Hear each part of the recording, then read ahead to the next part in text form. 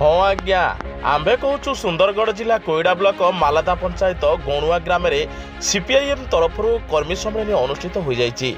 बणाईगढ़ विधायक श्रीयुत लक्ष्मण मुंडा अध्यक्षतार अनुष्ठित यह सम्मेलन में आखपाख ग्रामर युवकर्मी और शताधिक महिला जोग देइथिले।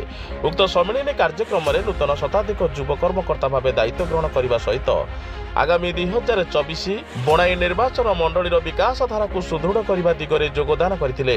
बणाई विधायक श्रीयुत लक्ष्मण मुंडा, बाहुबली श्रमिक नेता प्रभात कुमार पंडा, कोईडा ब्लॉक अध्यक्ष सुरेश नायक, मालादा पंचायतर सरपंच प्रार्थी श्रीमती सुरुबाली पात्र, डंबरुधर बारिक, रंजन महाकुड़, जगा महाकुड़ और रमेश महाकुड़ जोग देइथिले। नारी मानक प्रति हेउथिबा अन्याय और अत्याचार सरकार ताको किभଳି नियंत्रित करबाकू हेब से दिगरे मध्य विस्तृत भाव में आलोचना करा सह सर्वशेष आखपाख ग्राम आसीथिबा एसएचजी माँ मानकू सेफ्टी वोमेन्स डे सर्टिफिकेट दे सम्मानित करा जायतिला। आज आंतर्जातिक महिला दिवस ए दिवस अवसर में आम गणुआठारे मालदा एवं आमर दुईटी पंचायत मिसिकी महिला मानकर एक दिवस पालन कराई। अवसर में सीपीएम कर्मी सम्मेलन पालित होती।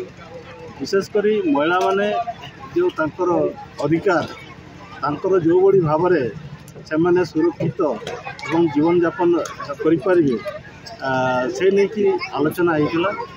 आप देखते बर्तमान समय नारी माने झील माने जो माने चाकरी कर सर्विस कर निर्यातन के बाहर हो पारना।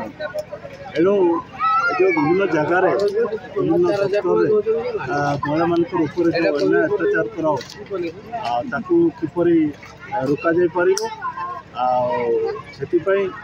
आमर जो महिला मान सचेतन कराई किपरि संगठन वृद्धि हेब जो मैंने अन्याय अत्याचार कर जो सरकार भी अवस्थापित होती जो सरकार समय अवस्थापित होती से सरकार विरुद्ध में किपरि लड़े हेब संग्राम हेब और आगामी दिन में नारी मैंने किपरि सुरक्षित और सुंदर भाव में जीवन यापन करें से आज आम गणुआठारे एक आंतर्जातिक महिला दिवस अवसर आमर आलोचना विमर्श होती। तत्सहित आप सीपीएम कर्मी सम्मेलन अनुष्ठित होती।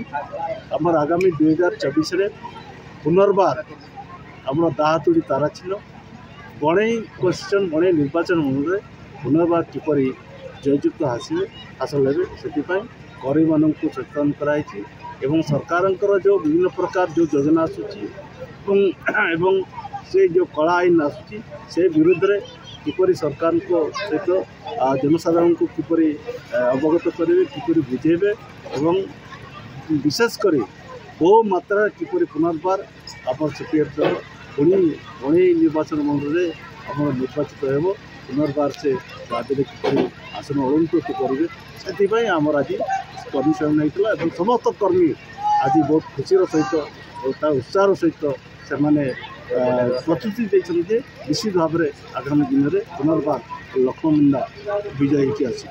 धन्यवाद। परिचय युव समाज से बादल बारिक कोईडा ब्लॉक एवं डीओफआई कोईडा ब्लॉक प्रेसिडेंट। आज जो कर्मी सम्मेलन और महिला दिवस पालित होला कौन कहे? आज देखु मालदा पंचायत गणुआठारे कर्मी सीपीआईएम दलर कर्मी सम्मेलन सहित महिला दिवस पालित हो जाइछि।